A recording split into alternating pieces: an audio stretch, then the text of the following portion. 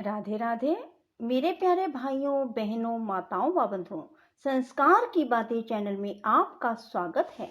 बंधुओं, मंगलवार के दिन मैं आपके लिए लेकर आई हूँ श्री राम भगवान की कथा। बंधुओं, श्री राम भगवान की कथा को मंगलवार के दिन सुनने मात्र से आपको 1000 अश्वमेध यज्ञ के बराबर पुण्य की प्राप्ति होगी। बंधुओं, आपके घर में किसी प्रकार की कोई कमी ना रहेगी। कहा जाता है कि राम जी का नाम एक बार भी ले लिया जाए तो श्री राम भगवान अपने भक्तों की मनोकामना शीघ्र पूरी कर देते हैं। बंधुओं, यदि आपने हमारे चैनल को अब तक सब्सक्राइब नहीं किया तो जरूर करें और बेल आइकन दबाना ना भूलें, ताकि आपको हमारी आने वाली सभी वीडियोस की जानकारी सबसे पहले हो सके। बंधुओं, वीडियो को पूरी सुनने के बाद कमेंट बॉक्स में जय श्री राम, जय हनुमान अवश्य लिखें। बोलो श्री राम भगवान की जय हो, पवन पुत्र हनुमान की जय हो। श्री राम ने विभीषण, हनुमान, नल, नील अन्य सभी को गले से लगाया और उनके दिव्य स्पर्श से वह सभी रोमांचित हो गए। इसके परिणाम स्वरूप उन सभी की थकान पल भर में दूर हो गई तथा शरीर पर हुए सभी घाव निमिष मात्र में भर गए। श्री राम के प्रसन्न वदन को देखकर सब वानर उल्लसित हो उठे। वानरों पर राम की कृपा दृष्टि की वर्षा हुई। इसी बीच मेघनाद की पत्नी सुलोचना के पास उसकी दासी दौड़ती हुई आई और सुलोचना को उसके पति की मृत्यु का दुखद समाचार सुनाया। रावण ने कहा, अभी तक मेरा विश्वास था कि यह लघु कार्य मेघनाद या कुंभकर्ण द्वारा पूर्ण किया जा सकता है, किंतु अब मैंने अपने नेत्रों से उनके पराक्रम की असफलता देख ली। मैं बहुत लज्जित हूँ। मेघनाद वानरों के आक्रमण से मर गया। वानरों द्वारा मरने वाले वीर योद्धा होने का दावा कैसे कर सकते हैं? रावण ने सुलोचना को धैर्य देने का प्रयत्न किया। उसने कहा, आदरणीय नारी, तुम दुखी मत हो। तुम मुझे इस प्रकार का पराक्रमी मत समझो। मैं कुछ समय में ही तुम्हें शांत कर दूंगा। तुम रणभूमि में मेरा घोर पराक्रम देखना। जिन्होंने तुम्हारे पति का वध किया है, मैं उन सभी के सिर काट कर अपने साथ ले आऊंगा, इसमें कोई संदेह नहीं। इस प्रकार रावण ने सुलोचना के समक्ष आत्म प्रशंसा की एवं गर्व से फूल गया और गुस्से से लाल पीला हो गया। यह शब्द सुनकर बुद्धिमान और गुणवान सुलोचना ने कहा, हे दशानन, क्या आपके मन में तनिक भी यह आशा है कि आप विजय प्राप्त कर लेंगे? आप भ्रम के गहन अंधकार में पतित हैं। मैं अपना क्रोध और निराशा इतने समय से निगले रही, क्योंकि मेरे विचार से ससुर का विरोध करना उचित नहीं था तथा इस विषय में आपको समझाने का प्रयत्न करना भी व्यर्थ था। आपका क्रोध ही इस द्वीप के राक्षसों के नाश का मूल कारण है। मैं आपको बता दूं कि आपके लिए राम पर विजय पाना असंभव है। यह निर्विवाद सत्य है। सुलोचना सहसा खड़ी हो गई और वह मेघनाद की माता रानी मंदोदरी के रनिवास की ओर विलाप करती हुई दौड़ी। वहां पहुंचकर वह अपनी सास के चरणों पर गिरकर बोली, आपके पति के कारण ही यह आपत्ति आई है, अन्य किसी कारण नहीं। आप भी उस विपत्ति से नहीं बच सकती जो आजकल में आप पर आने वाली है। उसके विदीर्ण हृदय से कटु और निर्दय शब्द फूट पड़े। मंदोदरी ने भी जब रावण की कूप प्रवृत्तियों और उसकी निकृष्टता पर उसके गर्व का ध्यान किया तो उसे भी महान पीड़ा हुई। सुलोचना के वचनों की सत्यता को जानकर वह भी रो पड़ी। वह दोनों बहुत देर तक मौन बैठी रही और इसके बाद परस्पर राम का गुणगान और सीता के धैर्य एवं सतीत्व की प्रशंसा करने लगी। उन्होंने कहा, यदि वह उस दिव्य पुरुष की झलक भी पा ले तो उसका जीवन सार्थक हो जाएगा। रावण अपनी शोक संतप्त पुत्र वधू सुलोचना का दुख न सह सका। उसके वचन रावण के हृदय में तीक्ष्ण कांटों के समान चुभ गए। उसे अपने योग्य और अति प्रिय पुत्र की मृत्यु पर इतना गहन शोक हुआ कि वह भूमि पर गिर पड़ा और निराशापूर्वक अपना सिर भूमि पर मारने लगा।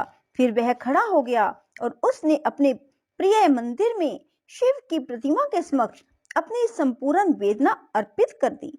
तभी उसके मंत्रीगण उसके पास पहुंच गए और बोले, हे राजन, आप व्यर्थ में विलाप क्यों कर रहे हैं? हम अपने जिन पुत्रों, पत्नियों, अन्य लोगों से अगाध स्नेह करते हैं, वह सभी उसी प्रकार नश्वर हैं जिस प्रकार दामिनी की एक कोंद एक पल के लिए घने बादलों में चमक उत्पन्न कर फिर लुप्त हो जाती है। जीवन तो बिजली की एक कोंद है, यह शाश्वत नहीं है।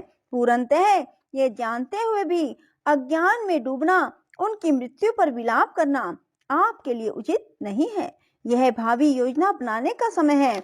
ऐसा षड्यंत्र रचें जिससे हम द्वार पर आए शत्रु का नाश कर सकें। उन्होंने रावण को धीरज बंधाने का प्रयास किया और विभिन्न तर्कों द्वारा उसे तुरंत आवश्यक कार्यों का स्मरण करवाया। अंत में रावण अपने 20 हाथों को करबद्ध कर शिव से प्रार्थना करता हुआ अति श्रद्धा पूर्वक मंदिर की भूमि पर दंडवत हो गया। जब यह घटना हुई तो अधोलोक में रहने वाले अहिरावण को ज्ञात हुआ कि रावण पर महान दुख आया था। उसने मन ही मन सोचा, ऐसा कैसे हो सकता है? तीनों लोग उसके वश में हैं, उसे कोई पराजित नहीं कर सकता। अहिरावण कामदा देवी के अतिरिक्त अन्य किसी की पूजा नहीं करता था। तुरंत ही उसने देवी का ध्यान किया और देवी ने अपने उपासक को रावण का वह पता दिया जहां वह उस समय था। अतः वह भी मंदिर में ही रावण के पास पहुंच गया। वह रावण को पुकारता हुआ उसके चरणों पर गिर पड़ा। अहिरावण तो रावण का ही पुत्र था। उसने पिता की व्याकुलता और दुख का कारण पूछा। रावण ने उसे राम व लक्ष्मण द्वारा शूर्पणखा के नाक कान काटने की घटना से लेकर तब तक का संपूर्ण वृत्तांत सुनाया। यह सुनकर अहिरावण अति उदास हो गया और बोला, संसार का प्रत्येक व्यक्ति नैतिक पथ की अर्चना करता है। उस पथ से भ्रष्ट हो अनैतिक मार्ग अपनाने से हृदय में भय प्रवेश करता है। आप अपने भूत व भविष्य का ध्यान न करते हुए मूर्खता पूर्वक इस प्राण घातक युद्ध में जुट गए। इसके परिणाम स्वरूप आपने अपनी जाति और वंश का भी नाश कर दिया। आप मानव में विद्यमान पराक्रम एवं शक्ति को नहीं जानते।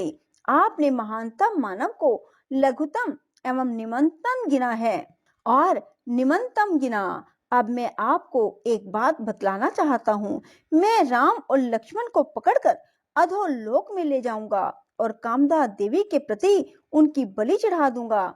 इस प्रकार मैं राक्षस वंश के लिए अपरिमित यश अर्जित करूंगा। इन शब्दों सहित उसने रावण को दंडवत प्रणाम किया और कामदा देवी को शीश नवाया। इसके बाद वह राम के शिविर में प्रविष्ट हुआ। उसने असाधारण रहस्यमय शक्ति द्वारा चारों ओर अंधकार उत्पन्न कर वानरों में प्रगाढ़ तिमिर फैला दिया। कोई भी उस गहन अंधेरे में अपनी हथेली तक नहीं देख सकता था, किंतु शिविर में वानर बहुत सतर्क थे। उस स्थान पर तो मृत्यु भी आने का साहस नहीं कर सकती थी। रक्षक हनुमान ने अपनी पूंछ अत्यधिक लंबी कर शिविर के चारों ओर उसे कई घेरों में लपेट लिया, जिससे उन घेरों से एक दृढ़ पर्वत के समान ऊंचाई बन गई। उस दुर्जय दुर्ग में प्रवेश पाने के लिए एक ही द्वार था, जिस पर हनुमान स्वयं बैठे थे। अहिरावण पूंछ में लिपटे दुर्ग को देखकर बहुत भयभीत हो गया।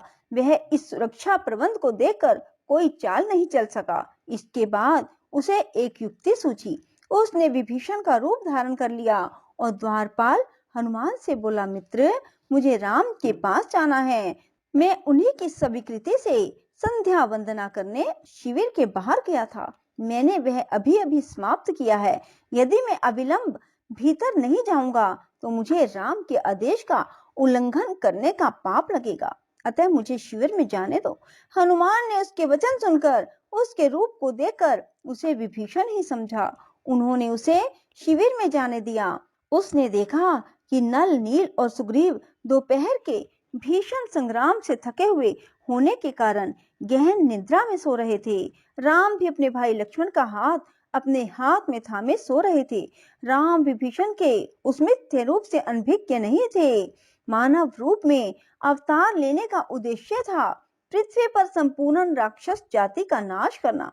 यदि रावण के वंशज पाताल में भी जीवित रह जाते तो राम का कार्य अपूर्ण रह जाता। इसलिए उन्होंने ऐसा प्रदर्शित किया कि मानो वह अहिरावण की चाल से अनभिज्ञ थे। कोई भी राम की लीला नहीं जान सकता। वे स्वयं ही जानते हैं कि किसका कहां कब और किस ढंग से नाश करना है। वह अपने ही ढंग से निज निर्देश अनुसार नाटक करते रहे। राक्षस ने वह मोह मंत्र पढ़ा जिससे किसी को मोहित कर मूर्छित किया जाता है। उसके कारण कपि नायकों को गहन निद्रा आ गई। इसके बाद वह राम व लक्ष्मण को बांधकर पाताल लोक ले गया। बोलो श्री राम भगवान की जय हो। राधे राधे। जय श्री कृष्णा। बंधुओं, यदि आपको हमारी वीडियो पसंद आए तो इसे लाइक करें और शेयर भी जरूर करें। धन्यवाद।